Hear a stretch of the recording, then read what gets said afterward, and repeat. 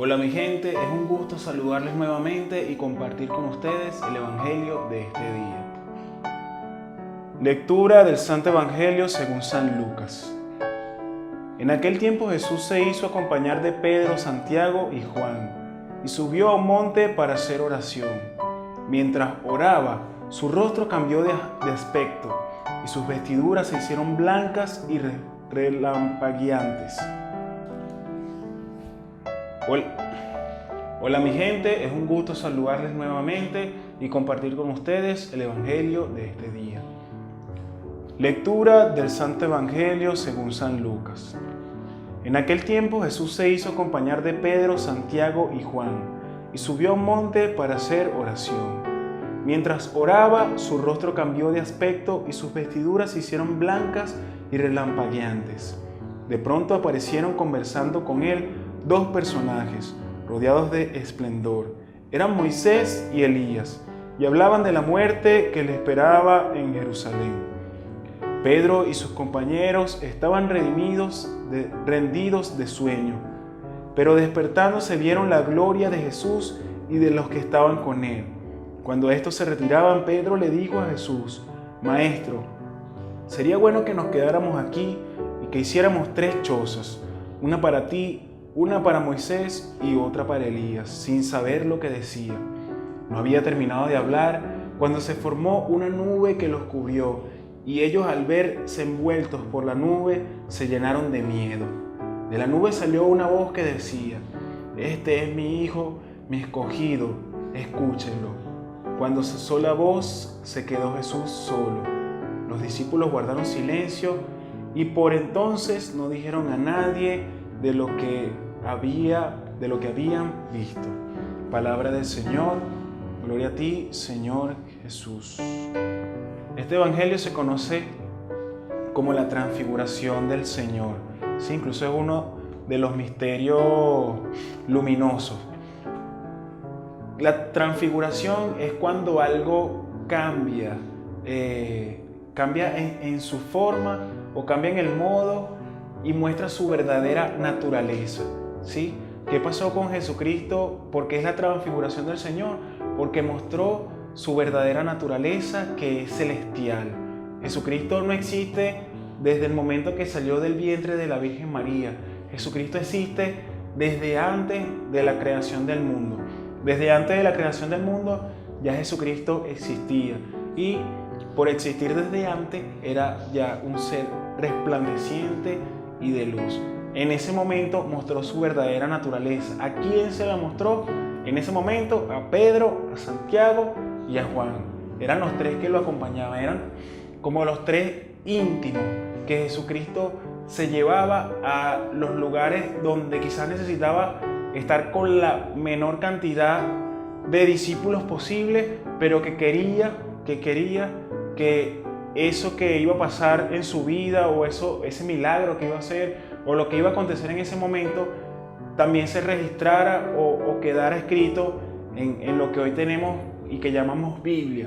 Entonces, en este momento se hace acompañar por esos 3 personajes. Pero hoy en este día, podemos ser cualquiera de nosotros los que podemos ver la transfiguración del Señor.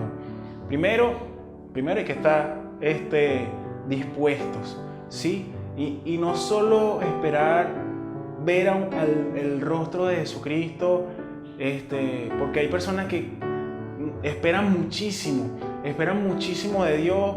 Incluso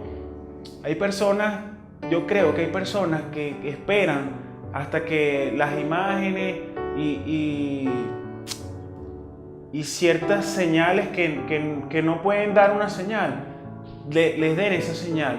Hay personas que solo hacen el rosario a la rosa mística y esperan constantemente que la rosa mística los bañe de escarcha.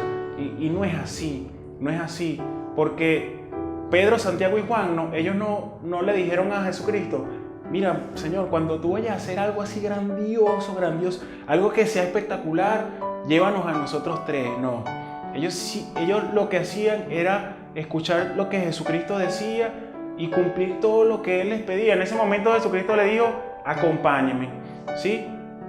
¿Qué pasaría si fuese sido cualquier otra cosa? Así como cuando sanó a la hija, a la niña que estaba muerta y que Jesucristo levantó, Talita cum. ¿Qué pasaría si fuese sido cualquier otro milagro?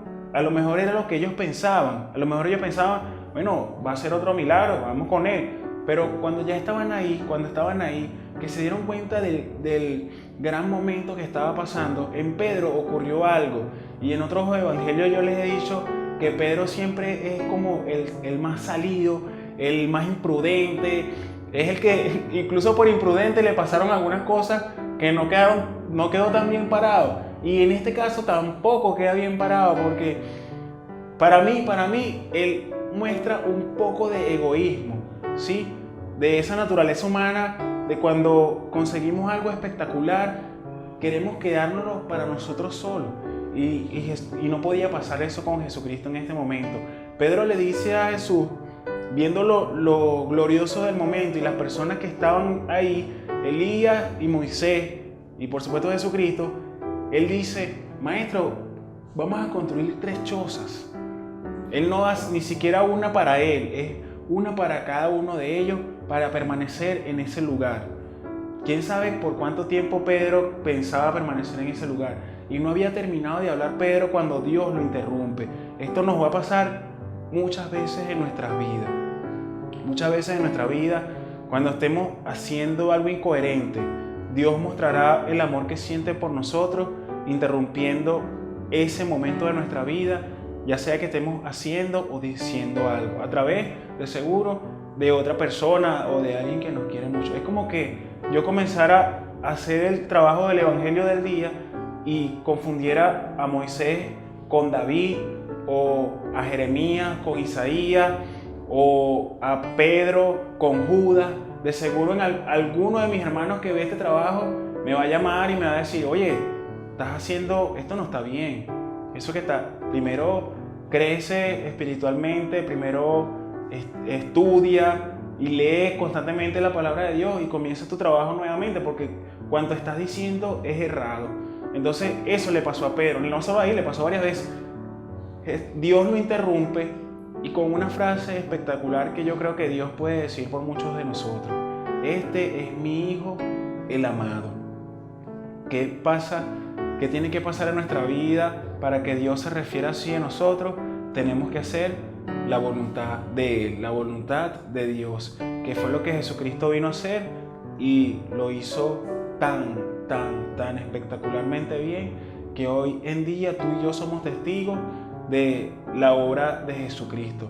Pero también nosotros tenemos que ser protagonistas de nuestra propia obra y hacer sentir a Dios Padre orgullosísimo de nuestras vidas, orgullosísimos de las cosas que nosotros hacemos por este mundo, y no es por mérito propio ni por vanidad. Lo hacemos para que toda la gloria sea de Dios y Él diga de nosotros: este es mi Hijo, el amado. Que Dios te bendiga.